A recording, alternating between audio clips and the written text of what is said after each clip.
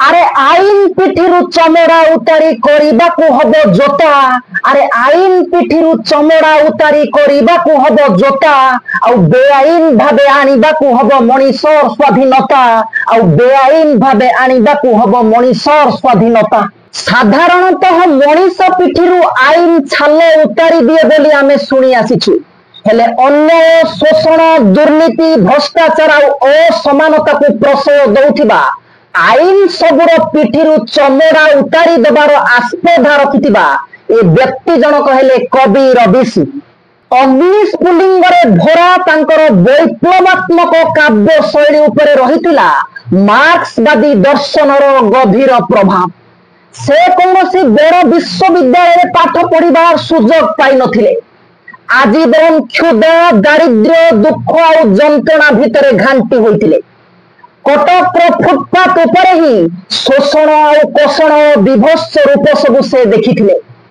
शोषण और अन्याय मुक्ति पाइबा पई विप्लव ही एकमात्र उपाय बोली तांकर हृदयंगम होइथिला। से एभली जने कवि थिले जे भगवान को उद्देश्य चरम पत्र लिखिथिले तांको हत्या करिबार चेतावनी दे।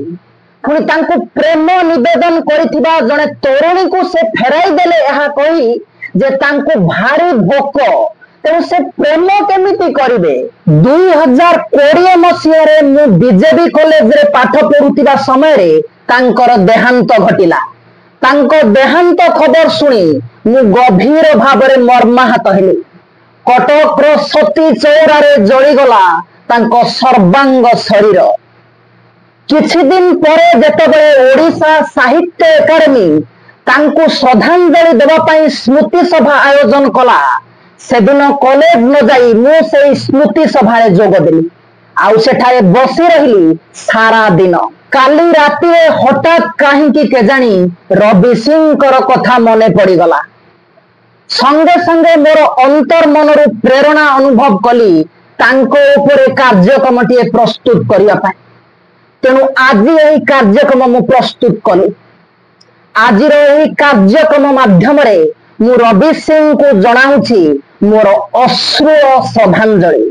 तांकर एक बहुचर्चित कविता और तांकर समग्र जीवन दर्शन संबंध रे अति विस्तृत भाव मु अन्य एक स्वतंत्र कार्यक्रम आलोचना करी। तेणु आज मते विदाय दियंतु। रहुची नमस्कार। अरे आईन पिठिरु चमड़ा उतारी करिबाकु हबो जोता। अरे आईन पिठिरु चमड़ा उतारी करिबाकु हबो जोता। आउ बेआईन भाबे आनिबाकु हबो मनीषर स्वाधीनता। आउ बेआईन